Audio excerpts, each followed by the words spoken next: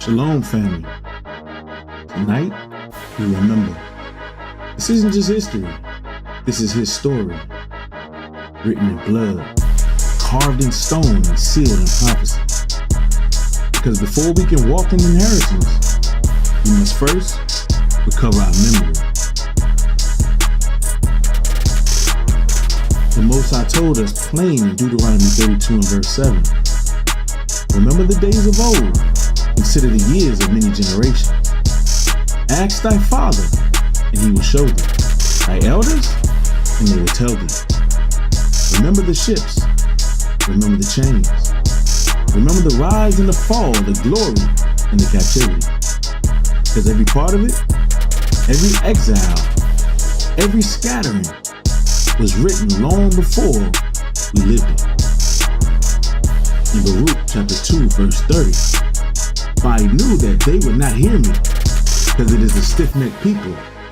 But in the land of their captivities, they shall remember themselves, and shall know that I am the Lord their God. For I will give them a heart and ears to hear. And that's what this class is. Remembrance in captivity. History, not taught by the conqueror, but reclaimed by the heirs. Our enemies plotted against that remembrance. Psalms 83 exposed it. Psalms chapter 83 and verse 3. They have taken crafty counsel against thy people and consulted against thy hidden ones. They have said, come, and let us cut them off from being a nation, that the name of Israel may be no more in remembrance. They tried to bury the name. They erased our tongue, changed our lands, rewrote our legacy. But prophecy said the remnant would awaken. And the remnant is here. Now we rise as witnesses of time. The same ones written off as slaves now stand as scribes of truth. For as Wisdom of Solomon chapter 5 verse 1 declares, then shall the righteous man stand in great boldness before the face of such as have afflicted him and made no account of his labors. They didn't account for the prophecy. They didn't account for the promise. But the heirs, we remember. We remember our forefathers who walked through fire and flood. We remember the temple, the covenant, the songs of Zion. We remember that no matter how many empires rose and fell, the Most High never broke his word. Because even in bondage, he said in Isaiah 44 verse 21, remember these, O Jacob and Israel.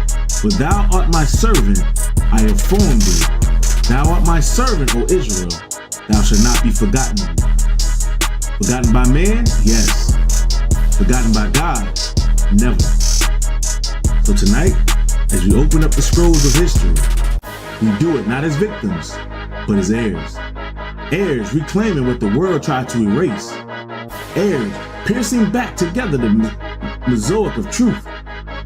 Heirs rising from the dust of deception to the throne of remembrance. Because history is not just about what happened, it's about who it happened to. Tonight, the heirs of Israel remember who they are. Stay tuned. We'll start shortly.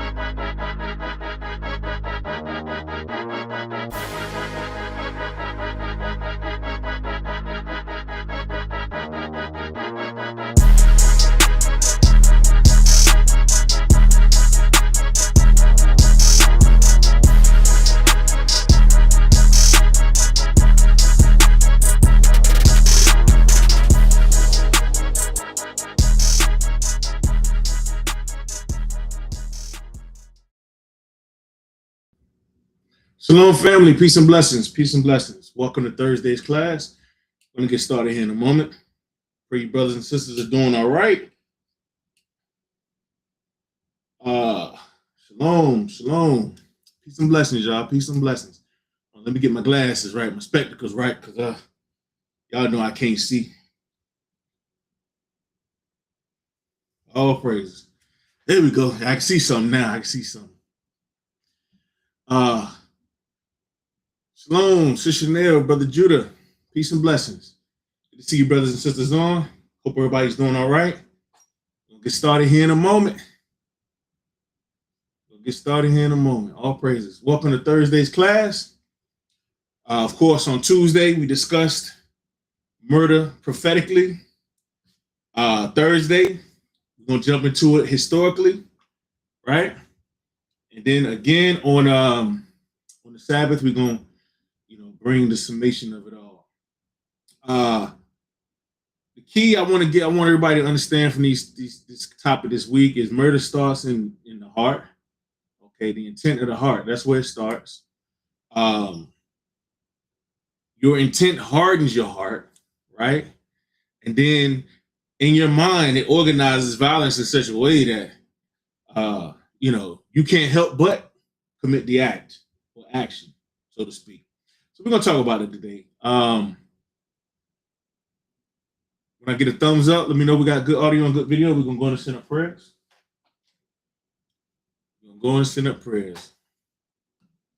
Good audio, we got good audio, good video. All praise. Shalom, brothers and sisters. Peace and blessings.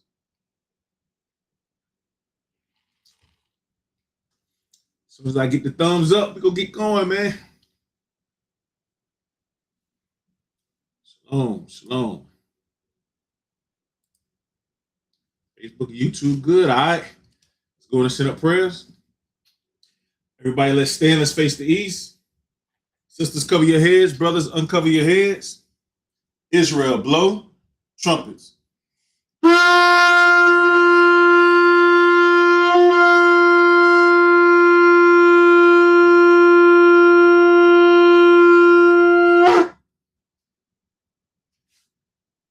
Most High God, Ancient of Days, the righteous judge who sees before man even speaks. We come before you tonight, Father, knowing that you are God and God alone, who watches carefully, waits patiently, and moves decisively in regards to your nation, Father. You see the intents before they even become our actions, Father. You hear our thoughts before we can even allow our hands to do anything. You judge our hearts long before history writes the records, Father. We come to you humbly, Lord, asking that you bless the nation of Israel as we open up this history. Teach us to see what you see, not just events, but evidence, how you see it, how we need to see it, and how we need to understand your wisdom and your ways, Father. I ask that you strengthen us, guide us, and lead us, Father, in your word. Search our hearts tonight, Father, and expose if we have the spirit of anger, malice, hatred, murder, or any of those things within us, Lord. And if we do that, we correct ourselves and not normalize the evil or those evil spirits that oftentimes fall upon the nation of Israel. Lord, we ask that you put a hedge of protection around us, Lord, strengthen us, guide us, Lord, and quiet us. Quiet us in our pride and in our excuses and in our voice that is, stating that it's all about us and saying that it's all about us. Help us, Lord. Heal us, Lord. And if there's any amongst us that's sick, heal them speedily and quickly if it be according to your will, Father. Those that lack faith, those that lack wisdom, knowledge, and understanding, endow them, Lord, if it be according to your will. And all these things we pray and we ask you, Lord. Amen. Amen. All praise to the Most High. Woo! Again, title of today's class. How murder begins in the heart, becomes a regular, and is finally judged by the Lord. And we're going to give examples. Okay, we're going to go through and give historical accounts of these things. All right. Murder never begins with our hands. We know that. As long as we've been studying, as long as we've been reading this Bible, we realize that murder don't start here. It never starts here. Okay. It begins with the intents of our heart. And we got to realize something. History, it don't start when the blood shed. Like when you hear historically about wars and things of that nature, it ain't about when the first shot was fired or the first sword was swung. Okay. It don't start when blood hit the ground. It starts when hatred is allowed. It starts when all the things that you've done, your ways, how you feel, your emotions, and all those things, when they're left unchecked, when they're left uncorrected, unreproved, that's when history starts to dictate and annotate and write down the occurrences, okay? So that God can judge our hearts, so he can judge us according to our dealings, okay? Last week we went over the first murder. The first murder was when Cain he killed Abel, okay? But think about this for a second. Before Cain even touched Abel, God spoke to him. The word of God came to Cain before he even touched him, okay? And what's crazy is the Lord didn't wait. He wasn't looking for the shedding of blood initially. What was he looking for? He was looking for intent. See, when you read Genesis 4, it describes sin as waiting, crouching, being patient. Cain, listen, he wasn't even surprised by the judgment. He was just looking out for himself. Oh, if you kick me out, they're gonna kill me. The people around about me, they're gonna kill me, right? He wasn't even shocked. When you read historically, he wasn't even shocked of the judgment. Okay, this brother, before he did evil, he was given the understanding of correction, and he ignored the correction. He ignored it. Okay, he ignored it. Watch this. Matthew 5 and verse 22. Christ actually confirmed how Cain ignored that thing initially. Because what people fail to realize is Christ ain't come down here to speak his own words. He came down here to give clarity to us in regards to the word of the Most High. We always got to keep that in mind. But Matthew 5 and verse 21. You have heard that it was said by them of old time, thou shalt not kill, and whosoever shall kill shall be in danger of the judgment. But I say unto you that whosoever is angry with his brother without a cause shall be in danger of the judgment. Whosoever shall say to his brother Rakah shall be in danger of the council. But whosoever shall say thou fool shall be in danger of the hellfire. This ain't a new commandment. Cain had this understanding. See, Cain was angry with his brother without a cause. Okay? So what was the actual act of murder wasn't even really why he got judged. He was judged because of the intents of his heart. Okay? The imaginations of his heart, so to speak. See, what happens is people fail to realize that God judges your actions, for sure. Okay? But your actions don't come forth until what? You think them. Remember in James, it talks about how lust is conceived. It starts here. Then you're enticed. Then you sin. So it's a process. Everything, when you think about how the Lord governs the earth and how we're instructed as a people, everything is by way of a process. Okay? Everything has a reason. Everything has a purpose. Everything has an intent. Every person has a intent, a purpose, and things of that nature. Okay?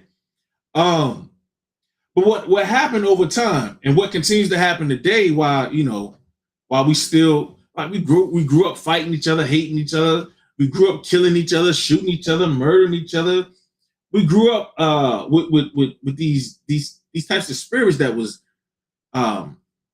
really not beneficial for our nation. Really not beneficial for our nation. And over time, we developed a prideful and arrogant spirit, right? We just became a despicable people, man. Very, very proud people. That's why in 1 Samuel, 1 Samuel chapter 2, that thing was heavy. 1 Samuel 2 in verse 3. It says, talk no more so exceeding proudly. Let not arrogancy come out of your mouth, for the Lord is a God of knowledge, and by him actions are weighed. So as you're speaking or spewing arrogancy, right? You're speaking those things before they come to pass. Hatred is spewed. Issues are made. Communications and conversations are had before the murder becomes, before the murder comes to fruition, before hatred or death is ever present. It starts in the heart, man. The heart plans it. The hands only finish the plan. And that's how it worked, man. That's how it worked. That's why the Lord said he hates a heart that devises wicked imaginations. He hates that. Why? Because the end result is finishing acts of iniquity. The end result is finishing acts of iniquity. Nothing good ever comes. Nothing good ever comes by way of a proud heart. Nothing. Nothing good ever comes by way of a reprobate mind. Nothing. When you hate the laws and covenants of the Lord, nothing good ever comes of that. Only bad, only evil. Only evil. And what happens is we see the results of that evil, and then we think that, oh man, look, oh, you see what happened to this brother? See what happened to this sister? See, what we fail to realize, fail to understand is murder shocks people. It never shocks God. Murder shocks people. It never shocks God. God is never like, oh man, that innocent person was murdered. That innocent person. That's never the approach. Because before any blood is shed, before anything anything happens, right? There's a warning. There's a place of correction, a place of rebuke before anything ever happens. We are shocked, but the Lord isn't. It isn't. Our powers are never shocked at any of the evil, right? And what I learned over going through the Word of God and trying to examine the spirit of hatred, spirit of murder, the spirit of malice, I found that hatred always in the hearts of the unwise, the hearts of the foolish, right? It always finds or learns how to explain itself in a right way, or in a way that it can't be corrected. Okay? To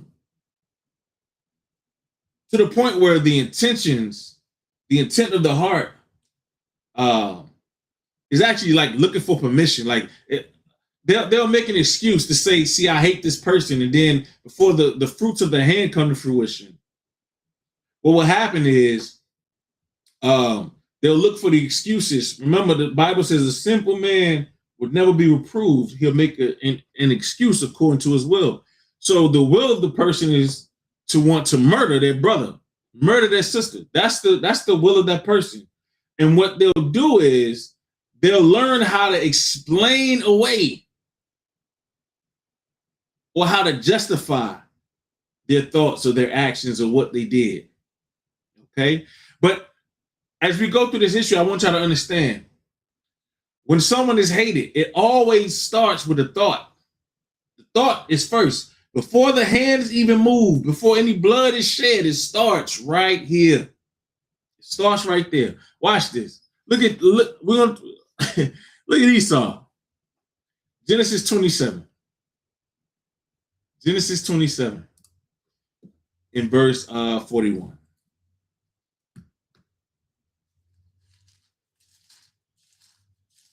Genesis 27, verse 41.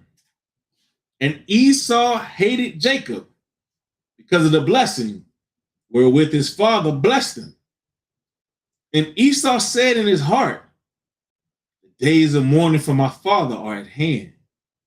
Then will I slay my brother Jacob. So he said, I'm going to wait till my brother die. I'm going to wait till my father die. Then I'm going to kill my brother. That's what he said. That's what he said. You know what? That reminds me of that movie, The Godfather. Y'all ever seen that movie, The Godfather? A lot of death, a lot of murder in that thing. That's how Esau rolled. But in that movie, the Godfather, his brother betrayed him.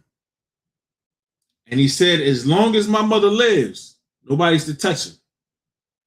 As soon as I think the day of her funeral, the day that she passed, hey, the brother went right along with her. Okay. The brother, so he waited all them years, all that time, that whole span of time before he killed him. That's the same spirit that Esau has with us. That's the same spirit of hatred that a lot of our people got amongst each other. Okay. That's how our people feel. And the harsh reality of it is, it's not about rage, it's about planning. And it starts with those thoughts or those intents in your heart. So he planned that thing out. He planned how he was going to slay his brother. He planned how they were going to attend the funeral. They were going to, bury their father. And a little after that, he was going to kill him. He's going to kill his own brother. Okay. So it starts in the mind. And then you hear idle threats. You hear threats. So instead of the actual action happening right away, threats come before the killing. So they thinking about it, they planning it, they have that rage, that spirit of malice within them. They're planning that thing within them.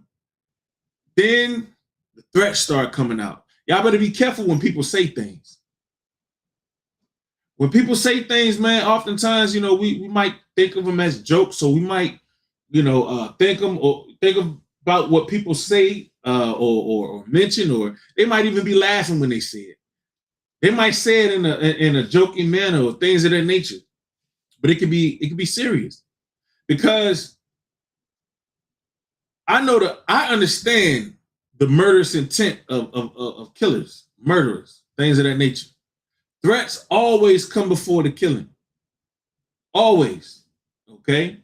And what happens is intimidation will then normalize violence. So they'll threaten you, start to intimidate you, and then they'll bring forth that act of violence. That's how bullies do that. It gets progressively worse over time. It gets progressively worse over time. Why? Why is that the case? Why is that a thing? Because they made a covenant with death. If someone hates you, if someone has that much hatred in their heart to murder you, to kill you, to do something evil to you, right? They are in agreement with death. Let's get that real quick. Wisdom of Solomon. They call death unto themselves, and they think they're doing something to you. They're only destroying their own selves, man. Wisdom of Solomon, chapter 1, verse 16. But ungodly men with their works and words called it to them. But when they thought to have it their friend, they consumed to naught and made a covenant with it, because they are worthy to take part with it. So they're worthy to take part with death. They called it to them. They love it. Those that can before any blood is shed, make an agreement with death, that means they love it. And murder is not shocking to them. Hatred is not shocking to them. They learn to make excuses for the hatred so they can justify the evil to follow. Okay? So that they can justify the evil to follow. From there, let's go to Exodus 17.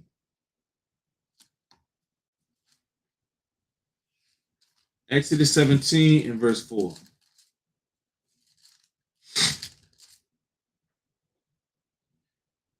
And Moses cried unto the Lord, saying, what shall I do unto these people? They be almost ready to stone me. Even Moses was afraid of the people. Even Moses was afraid of people. They were threatening this man. And you know, threatening, if someone threatens you, they already got it in their mind what they're gonna do to you. They already got it in their heart how they gonna put their hands on you, how they gonna deal with you. They already got that thing planned out. It's already thought out. Threats always come before the killing. So even Moses himself, the leader of the people, was afraid. He was afraid of those spirits, man. Okay. Remember in Wisdom of Solomon 2, we brought forth on Tuesday, where it speaks about oppressing the poor and righteous man, because he's grievous to them.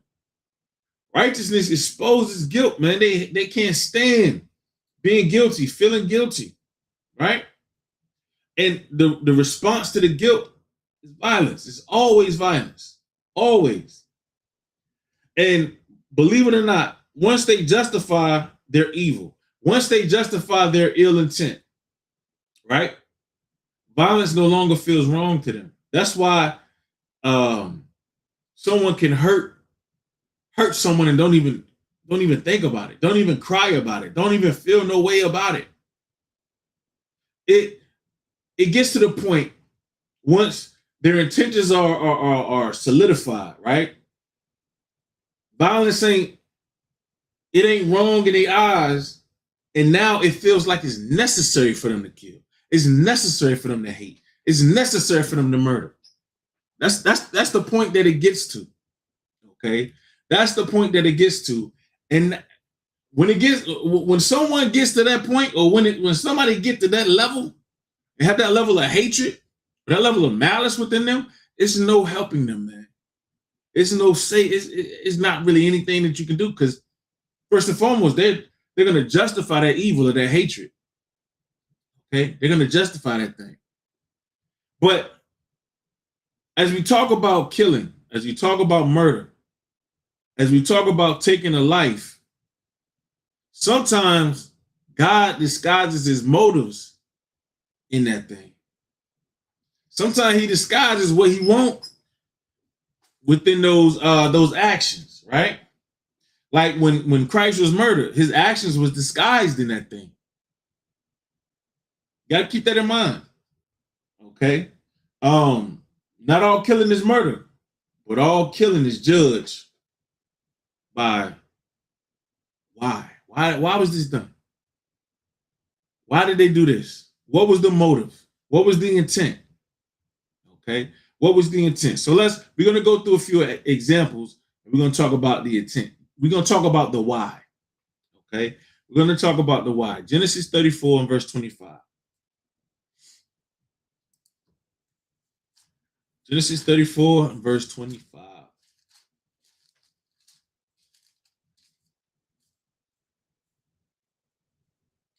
And it came to pass on the third day, when they were sore, that two of the sons of Jacob, Simeon and Levi, Dinah's brethren, took each man his sword and came upon the city boldly and slew all the males.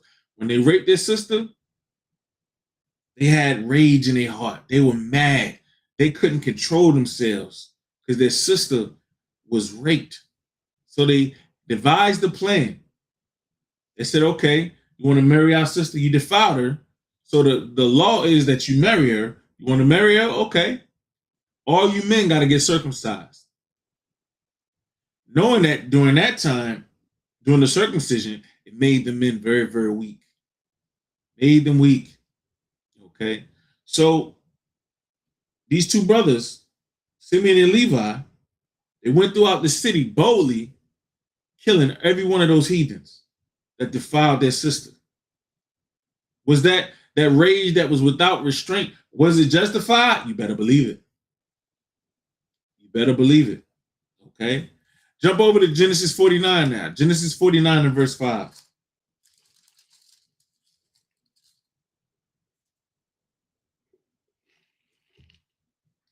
That's why in Genesis 49, as it pertains to Simeon and Levi, it says this: Simeon and Levi are brethren. Instruments of cruelty are in their habitations. O my soul, come not thou into their secret, unto their assembly, mine honor, be not thou united. For in their anger they slew a man, and in their self-will they dig down a wall. Cursed be their anger, for it was fierce, and their wrath, for it was cruel. I will divide them in Jacob and scatter them in Israel. So Simeon and Levi will be scattered amongst Israel. Their anger will be something that's notable amongst them. Simeon, or the Dominicans, and Levi, the Haitians, okay? Their anger is well noted and is well documented, okay? But here, when they went to slay the heathens of the land, which we was told not to deal with, that anger, that rage, God allowed that thing to stand temporarily. He didn't approve of it. He didn't approve it in particular, okay? But he allowed that thing for a time. Like, what y'all don't understand sometimes, man, is the Lord used certain of us in certain situations. And you think that that person would get away with whatever evil or whatever thing that they did, like Joab. You think that Joab would be forgiven, right? Like Manasseh. You think that Manasseh will be forgiven. We're going to talk about them. No, the evils that they did was recorded. Okay? Those things were documented. All right? Let's talk about Joab real quick. 2 Samuel chapter 3 and verse 27.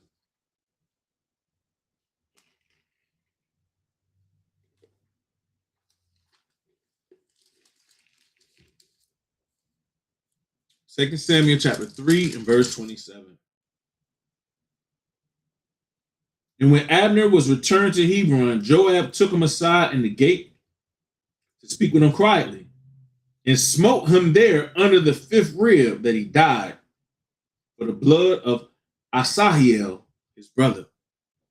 So he killed his man because of the blood of his brother that was shed. They killed his brother, took them out. Again, this was tolerated by the Lord, but it wasn't. The Lord was using Joab, so he was useful for a time, right? But the blood that was shed, it was recorded, it was documented. Okay, 2 Samuel chapter 20 and verse 10. 2 Samuel 20 and verse 10.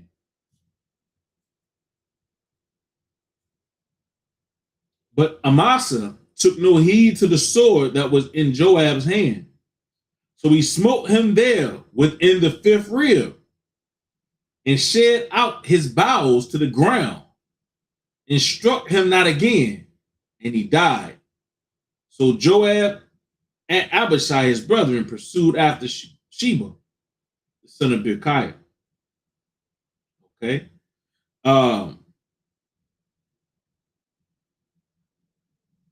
Again, God tolerated this thing. He allowed the bowels to be pierced through and to fall out. Okay, those things were allowed. But watch this: 1 Kings 2 and verse 5.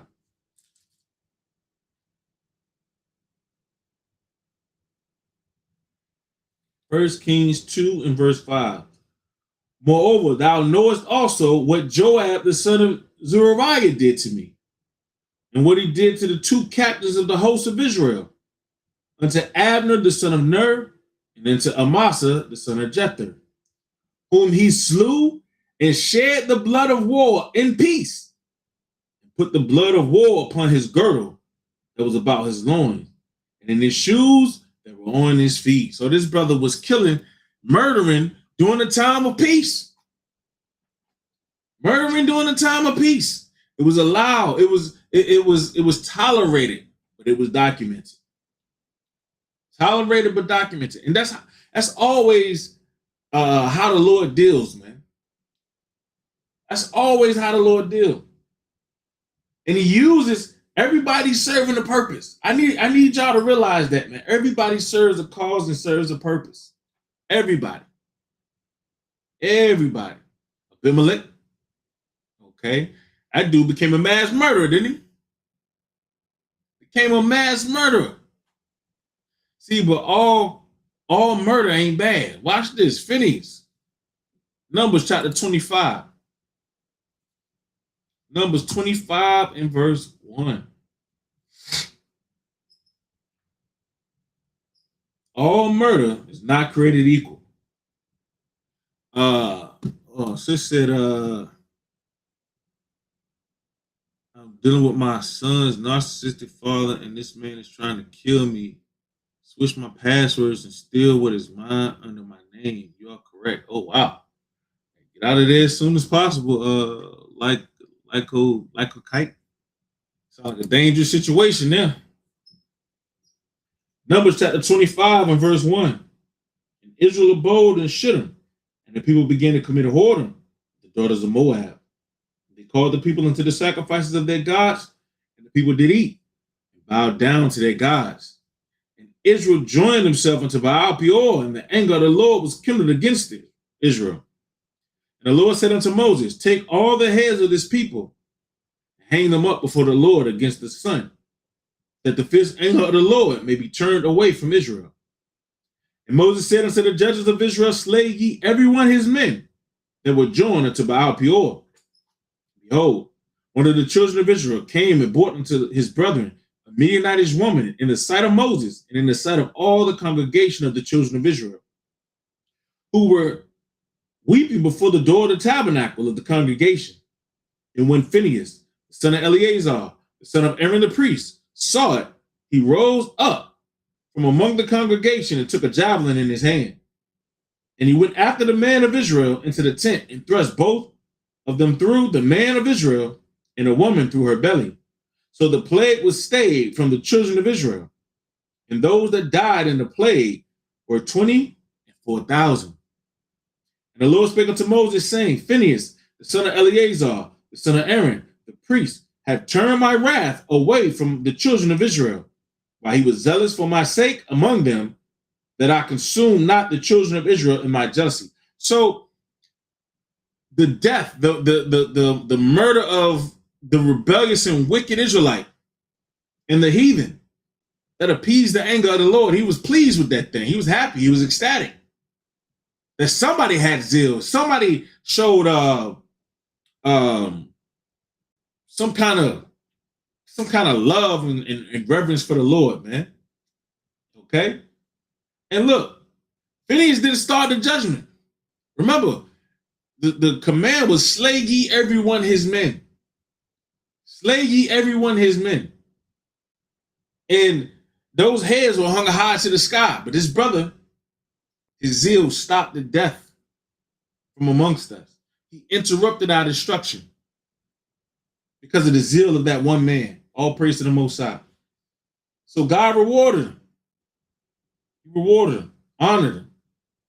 Okay? It says, wherefore say, behold, I give unto him my covenant of peace. This brother was given the covenant of peace. He was given the covenant of peace. He rewarded him because he was of the same mind of God. He had the same mind, same spirit as the Lord did. Okay? Just like in during the time of the Maccabees. Listen, all murder is not created equal. Okay? We don't know the motives. Hey, the Lord, he used whomever, whenever, however, right? But these actions definitely has come to pass. Watch this. 1 Maccabees 2 and verse 24. And although this is justifiable, okay, although it's this isn't these actions here aren't those evil acts of murder or judgment. But you gotta think about this for a second. During the time of our forefathers and foremothers, man, it had to be a scary, scary time dealing with each other. Had to be a very, very scary time dealing with each other. And one thing we got to understand, man, that the obedience of God was like paramount. That was like the top thing, or that was the whole goal in our life. Because your life can be taken away like that. Your life can be removed just like that if you was disobedient. Right? So the intentions of your heart matter. The intent matters. Okay? And we see when you look historically throughout the scriptures, God always sided with those that was what? Obedient. He didn't side with those that had the biggest numbers, those that sounded the best, or those that looked the best, or those. No. He always sided with those who were obedient. Right? And when you looked at it, and as I began to examine these occurrences and things of that nature, man, judgment actually happened before the bloodshed. Yeah. Judgment happened before the bloodshed. Remember what the Lord told Cain, right? The heart behind those things, the reasoning or intentions behind the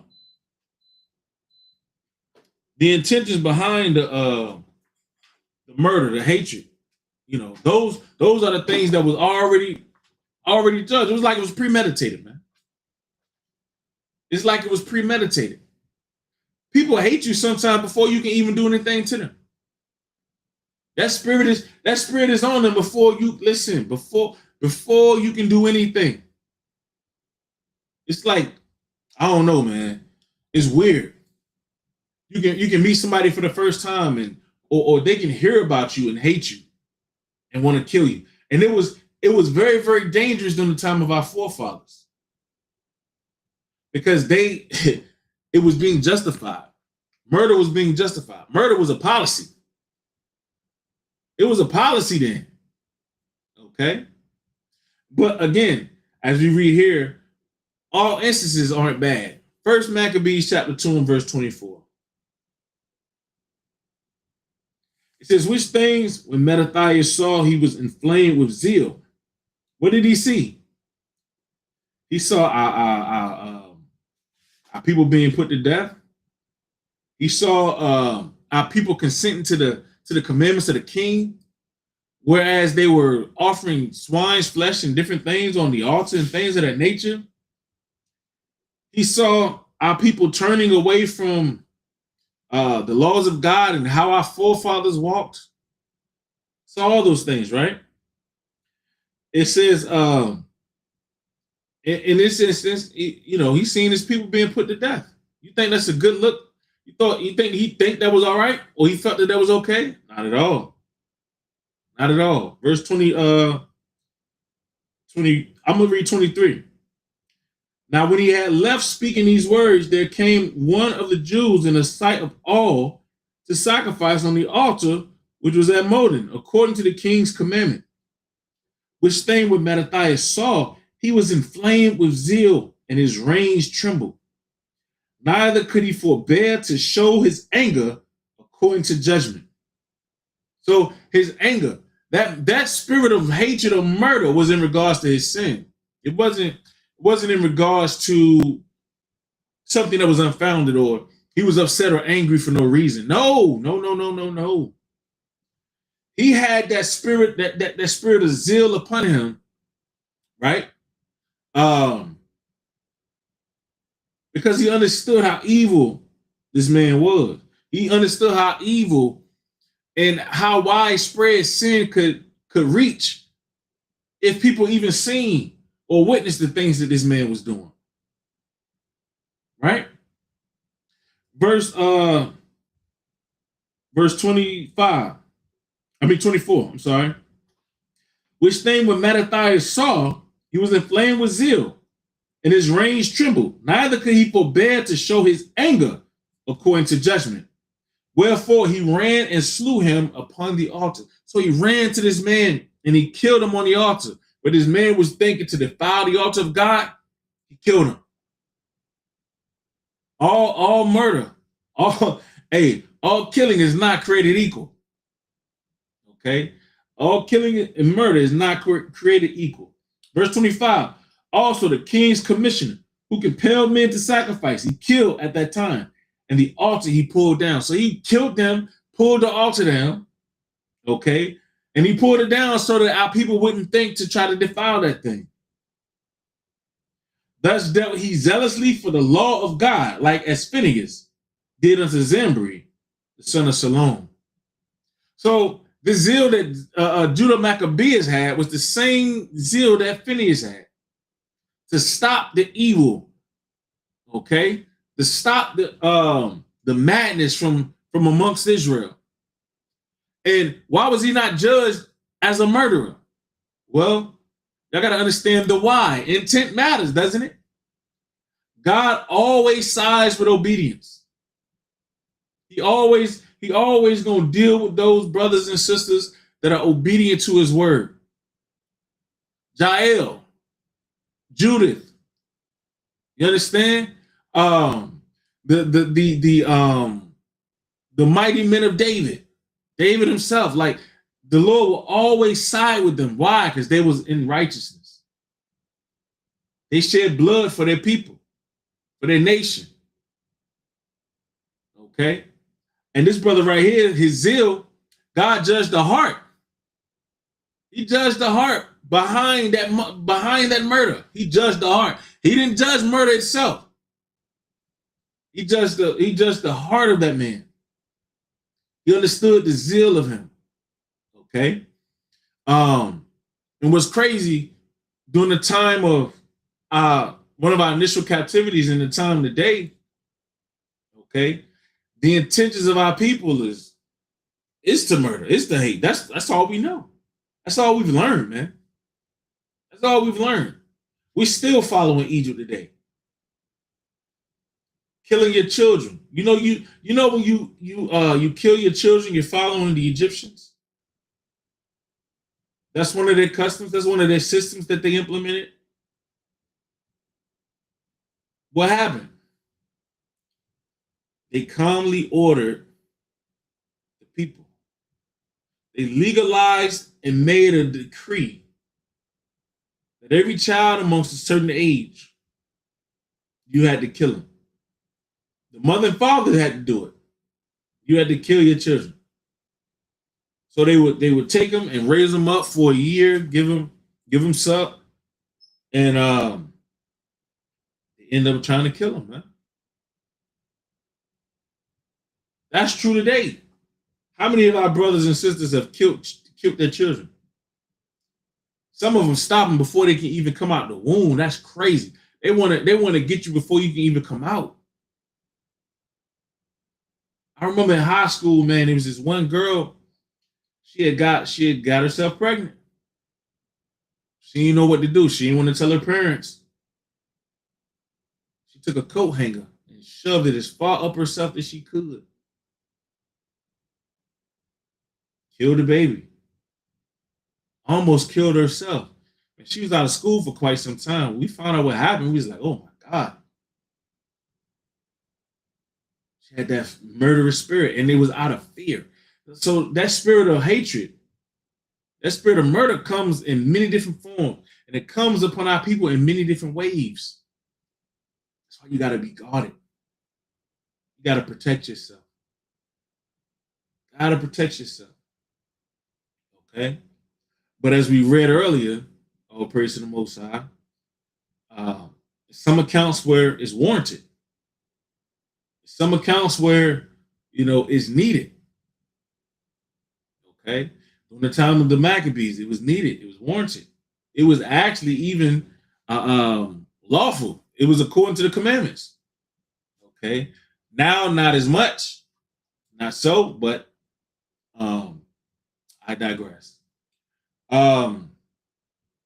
What we begin to witness through each one of the captivities and things of that nature, that violence, murder, and hatred and things of that nature, man, it's second nature to the nations, and it's become a system that even we, as Israelites, follow today. Brothers and sisters, follow that thing today. Egypt had a policy of murder. Egypt had a policy of murder. Okay. Oh wow. Same thing Whoopi Goldberg did after her first one. She wanted no more and took a hanger and ripped it out. That's crazy. You gotta think about the type of spirit you gotta have on you. You're ripping your insides out without any anesthesia, without any pain meds, any of that stuff. That's crazy. That's crazy. All out of fear, all out of hatred, all out of doubt. So when they did that, they're going to be judged because their intention was to close the matrix. What if the Lord said, nah, I need this thing open? I need this womb. I need this womb to be righteous. What if Mary would have had that same mindset? What if Mary would have said, listen, nah, I can't have no children, man. I can't have no children. No, I got to get rid of him. She would have closed the matrix and stopped the Messiah from entering into the earth. She would have stopped the mercy and grace of God from, showing his face. Think about that for a second. How many of our children, or how many people within our nation have done things like that? A lot of us. A lot of our people, man. A lot of our people. Okay. See, but when murder becomes customary, it's nothing now. It's nothing. Our sisters have become professional abortionists. Our men have become professional bomb droppers. When I say smoke bomb droppers, they there, they'll get what they want, and then they throw that smoke bomb and disappear. So it's wrong on each side, man. All that stems from hatred. It stems from hatred. And how does it end? It ends in murder. It ends in death. Because the system of evil, the system of violence, the system of hatred, it's alive and well. It's alive and well. Okay? The policy in Egypt. Let's read about it. Exodus 1 and verse 15. Y'all tell me if this is alive and well. Exodus 1, verse 15. And the king of Egypt, this was Seti, historically, spake to the Hebrew midwives, of which the name of the one was Shipra and the name of the other Pur. And he said, when you do the office of the midwife to the Hebrew women and see them upon the stools, if it be a son, then ye shall kill him. But if it be a daughter, then she shall live. So again, it's a system of murder that's been implemented against us since one of our first captivities, even in this one right here. And they do. How do they implement it? How do they bring it forth? It's always calm, it's ordered, structured, and then they legalize it. So the killing of innocent, the murder of the righteous, systematic. It was systematic for them to murder the prophets. Okay, it was legal. They weren't getting in trouble for it. They were able to do it. It was legalized. So you know what they did? You know what our people did, right? They were murdering each other for no reason, for no cause. They were just doing it because they were bloodthirsty. Bloodthirsty. See, but we got to realize how we can better ourselves and better our nation, right? We got to realize that innocent blood has always been protected by God. Always been protected. But that innocent blood can be shed. Things can happen. Things can happen. And amongst our nation, innocent blood was definitely shed. Let's talk about that real quick. Let's go to 2 Kings. Innocent blood was definitely shed, but brother was forgiven of that thing. He was forgiven of the innocent blood that he shed, right? But was he judged? 2 Kings 21 and verse 16. Is there still judgment? Even if the Lord forgives you? You better believe it. 2 Kings 21 and verse 16. Moreover, Manasseh shed innocent blood very much, till he had filled Jerusalem from one end to another. This brother killed so many, he was able to fill, the bodies were able to be filled in Jerusalem from one end to the other. That was a lot of people that he killed. Besides his sin, wherewith he made Judah to sin, in doing that which was evil in the sight of the Lord. This man, hey, he didn't kill so much. He made Judah to sin. Go watch this. Chapter 24 and verse 3. Jump over. Chapter 24 and verse 3. Surely at the commandment of the Lord came this upon Judah, to remove them out of his sight, for the sins of Manasseh, according to all that he did, and also for the innocent blood that he shed. For he filled Jerusalem with innocent blood, which the Lord would not pardon. So he filled Jerusalem with innocent blood, which the Lord would not pardon. Y'all see that? This man shed innocent blood, man. But watch this. Watch this. It says, now the rest of the acts of Jehoiakim, I'm sorry, verse 4 one more time. And also for the innocent blood that he shed, for he filled Jerusalem with innocent blood, which the Lord would not pardon. So the Lord wouldn't forgive this man. Okay?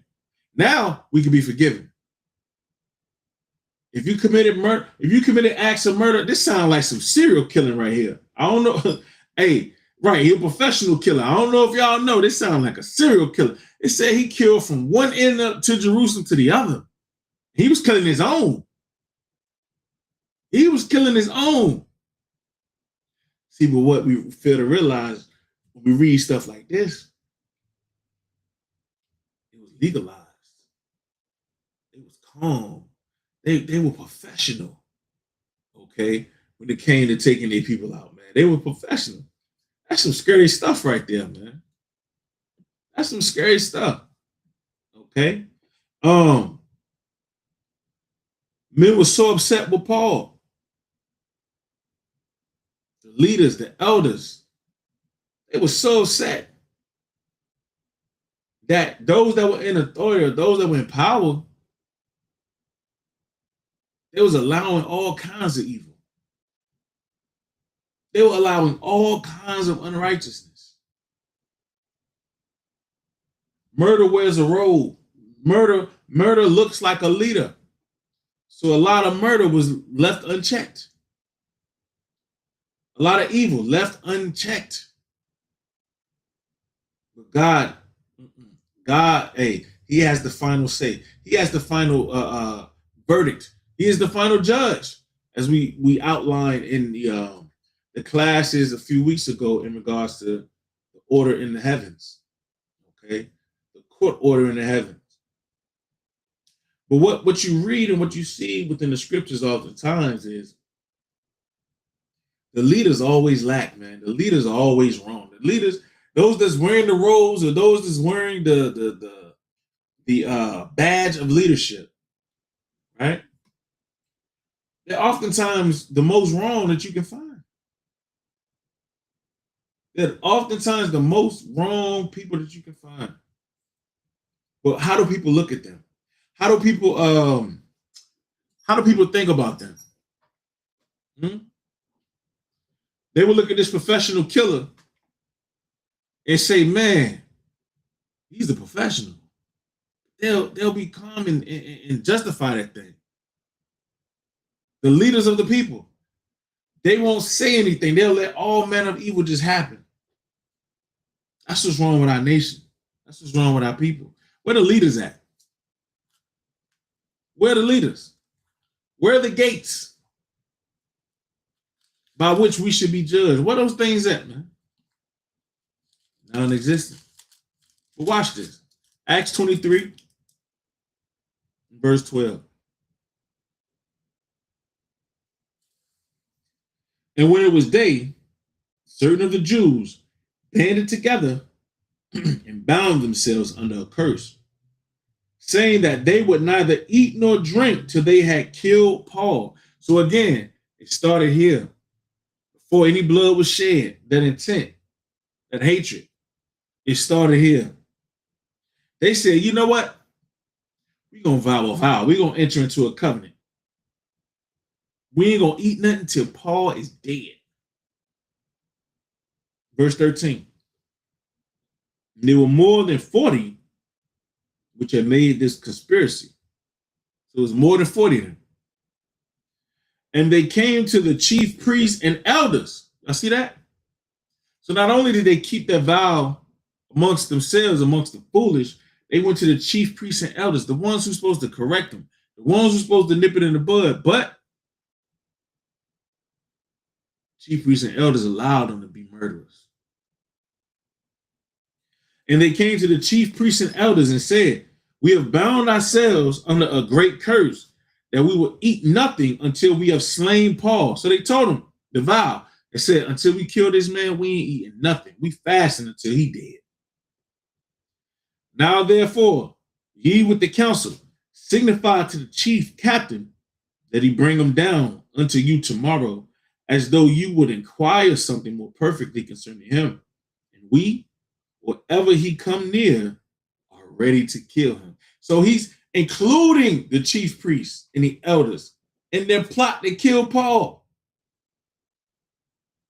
These were religious men. These were leaders. You know what's crazy? This same murderous intent is still happening today. The same murder is still going on today. A lot of our brothers and sisters don't realize that thing. Still happening today in these churches. Religion is organized murder. Religion is premeditated murder, unadulterated premeditated murder. And the leadership of each one of these religious organizations, they know the commandments of God. They know.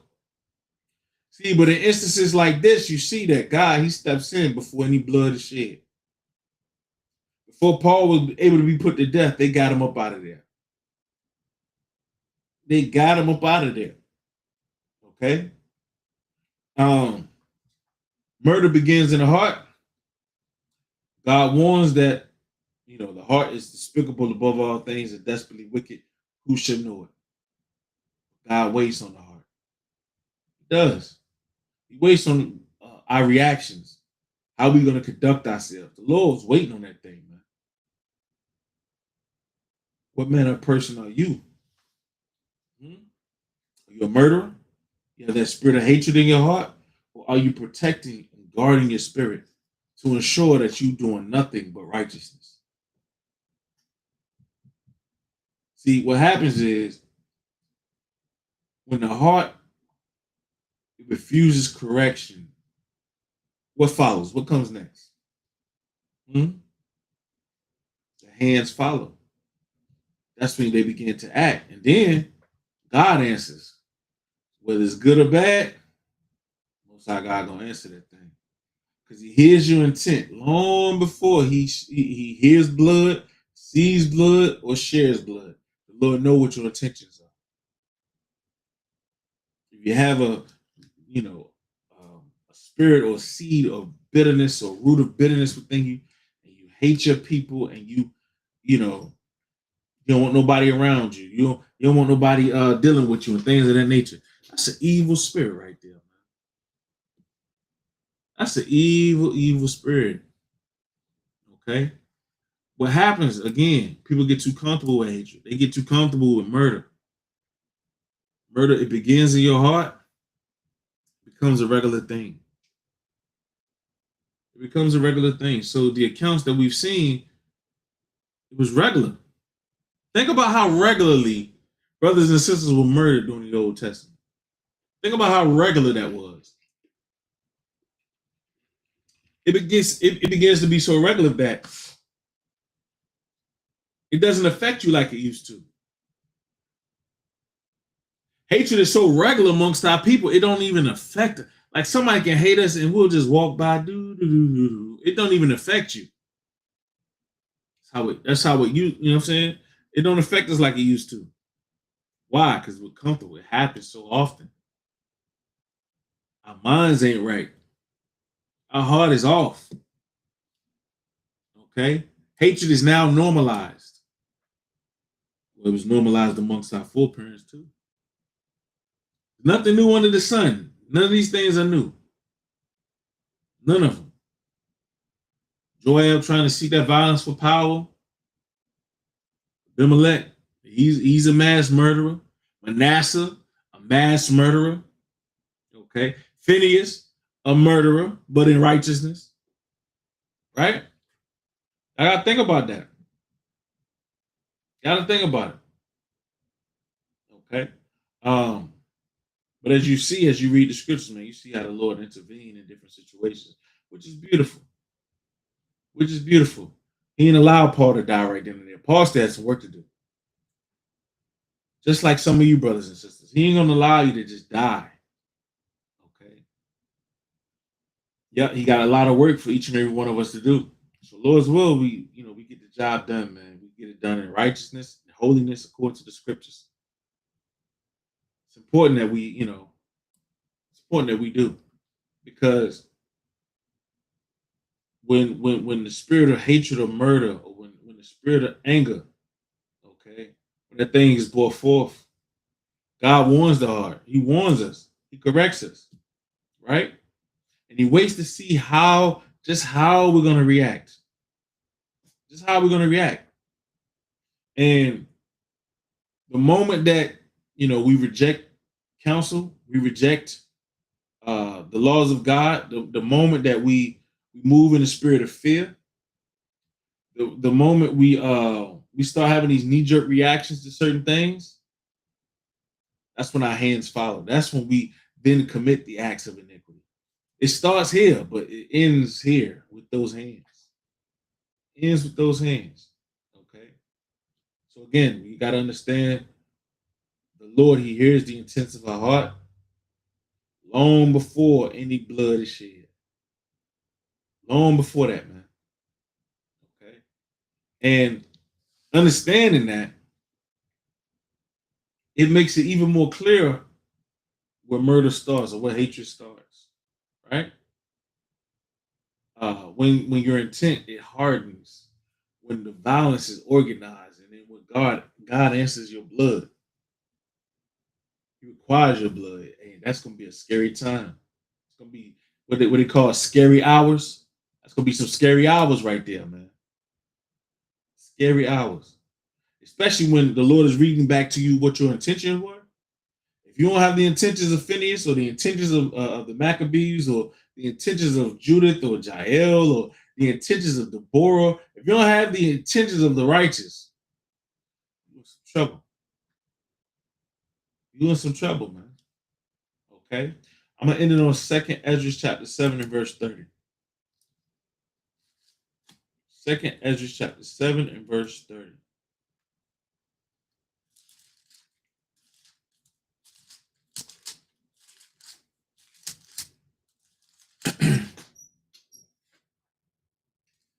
And the world shall be turned into the old silence 7 days, like as in the former judgment, so that no man shall remain.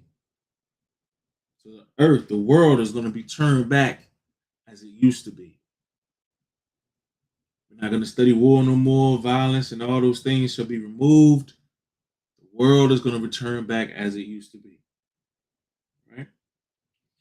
And after 7 days, the world that yet awakeneth not shall be raised up, and that shall die, that is corrupt.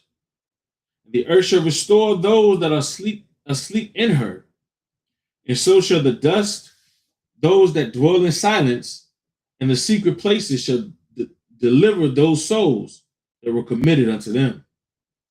And the Most High shall appear upon the seat of judgment, and misery shall pass away, and the long suffering shall have an end.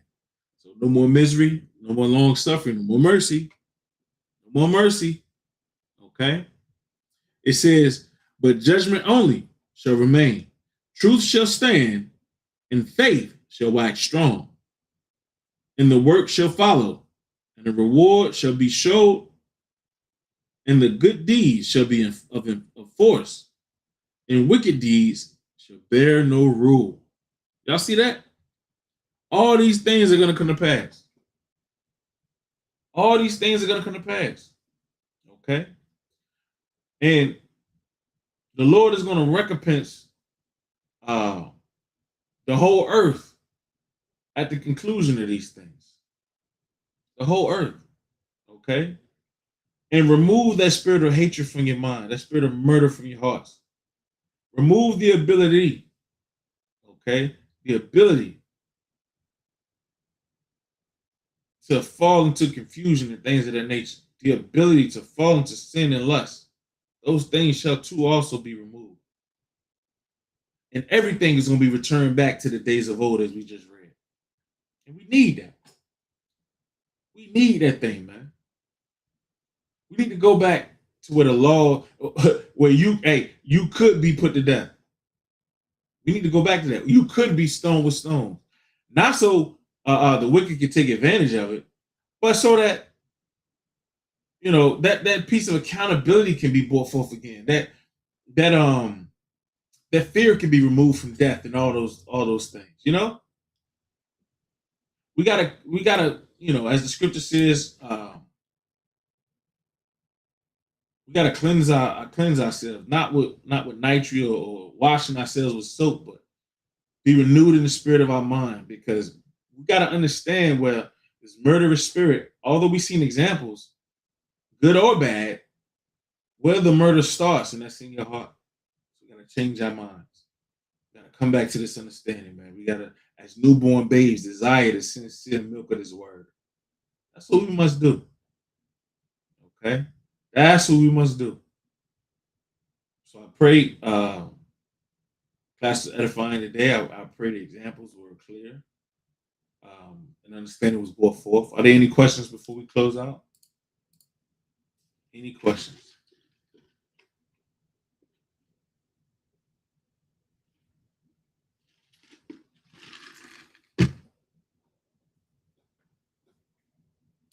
Any questions before we close out? All praise, yeah. Sabbath prep day, man. This week flew by. I don't know about y'all, man. This week flew by. I looked up. I'm like, man, it's Wednesday now. It's Thursday. Man, all praise to the Most High. This thing been going, flying by. Any questions? Any questions before we close out? All praise, man. Appreciate y'all, man. Appreciate y'all. I don't see any questions. If y'all got some from now till the Sabbath, you can send them to info@heirsofisrael.org. You can also reach us on the website www.heirsofisrael.org. Listen, we got our Heirs of Israel shirts. You know what I'm saying? We're gonna get y'all one. All praise to the Most High. We got some designs up there. We working on turning and burning some designs, some righteous clothing. We trying to get some fringes on there, man, at some good pricing. You know, y'all definitely take full advantage. Take full advantage. All praise to the Most High. Don't forget our weekly classes every Tuesday and Thursday, 9:30 p.m. Eastern Time. All right, and every Sabbath, 5:30 p.m. Eastern Time until noted otherwise. That's when we're going to start the Sabbath class. All right. But yeah, that's all we got, brothers and sisters, man. Hey, thank y'all for tuning in to Thursday history. Lord, will I catch y'all on the Sabbath? Let's see. All praise, honor, and glory be to the Most High for His grace, great class, for edifying parts for Israel, peace and blessings. Israel, Most High Christ bless. All praises. All praises. Sis said I want to help. Okay. Hey, hit me up. Let me know what designs you know. We gotta get some stuff for the sisters. You know what I'm saying? Get some fringes. We finna turn everything up, man. We getting prepared and ready for Passover. I'm gonna put the registration on the website for brothers and sisters that want to attend. That we proven for sure. We're gonna get that thing going. We're gonna get it going. All right, we got a few months for Passover, so let's get signed up. Let's get locked in. Let's go. All right. All right, family. Lord, will I catch y'all on the Sabbath? If life lasts and the Lord allow, send me a message on the Discord. All right. If you want to be a part of the internal Discord, you gotta live that thing. We gotta get that thing back working. Gotta get it back up and working. Get it back up and running. All right. If you want to be a part of the inner workings, send that thing to info@Israel.org. All right. Send a request there. That's all we got, brothers and sisters. Lord's will. Catch y'all soon. If life lasts and the Lord allow, enjoy your Sabbath prep. Shalom, family. Peace and blessings.